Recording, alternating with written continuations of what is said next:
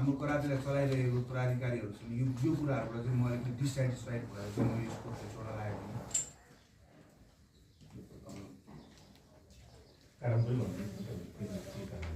कारण खासै यसको कारणै के हो मलाई पनि थाहा छैन। म पनि अचम्म परेको छु किन यस्तो मलाई यस्तो किन भयो भन्ने कुरा म अचम्म परेको छु।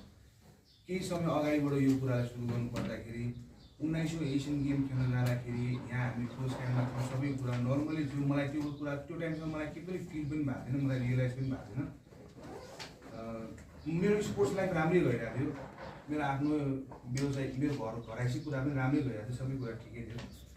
र एसियन गेममा मैले पनि 3 फाइट खेलेको हुँ एसियन गेममा। त्यो 3 फाइट खेल्दाखेरि मलाई जसरी हाम्रो कराते महासङ्घको अध्यक्षले मलाई बारम्बार फोन गरेर चाहिँ मेरो अर्को फाइट हुन लाग्यो, उहाँले मलाई गुड लक विस गर्नुहुन्थ्यो। फेरि एकछिनमा अर्को फाइट हुन लाग्यो, फेरि गुड लक विस गर्नुहुन्थ्यो। त्यो कुराले म यति एक्साइटेड थिएँ कि अब म स्टिल यो स्पोर्ट्सलाई चाहिँ अब अझै म लङ टाइमसम्म लिइरहन्छु, म टाढासम्म यसलाई खेल्छु भन्ने मेरो विचार थियो। अनि एसियन गेम खेलेँ, मेरो त्यहाँ मेडल आएन, मैले त्यहाँ ल्याउन सकिनँ। त्यहाँबाट फर्किसकेपछि यहाँ नेपाल आएँ।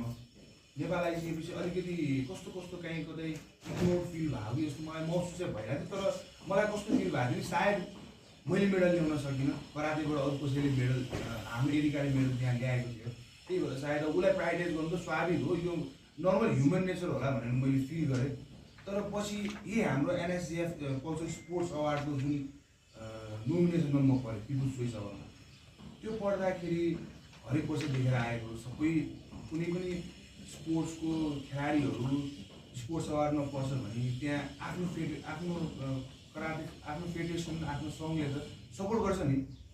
अनि मैले फेरि अब म त्यहाँ हुँदाखेरि अब हाम्रो भलिबलको थियो, टेबल टेनिसको थियो, फुटबलको थियो, सबै सङ्घले चाहिँ कति मजाले आफ्नो प्लेयरलाई चाहिँ प्रमोट गरिरहेको थियो। त्यो कुरा मैले नपाइरहँदा मलाई सायद मैले नभनेर भाग हो कि जस्तो मलाई महसुस भयो। अनि मैले युवराज गुरुलाई भेटेर पनि भनेँ, उहाँलाई अरू विभिन्न मान्छेहरूलाई पनि भन्दाखेरि हुन्छ म यो कुरालाई मेसेज प्रो गरिदिनँ, यस्तो गरिदिनँ उस्तो गरिदिनँ भन्ने खालको कुरा हो। त्यो बेला पनि केही पनि गर्नु भएन। र जब स्पोर्ट्स अवार्ड आउनु 1 दिन कि 2 दिन अगाडि चाहिँ के पनि सङ्घबाट नभएको हुनाले मलाई अलिकति नमजा जस्तो भइरहेको थियो। मैले फेरि कहीँ कतैबाट के सुनेँ भने युवराज गुरुले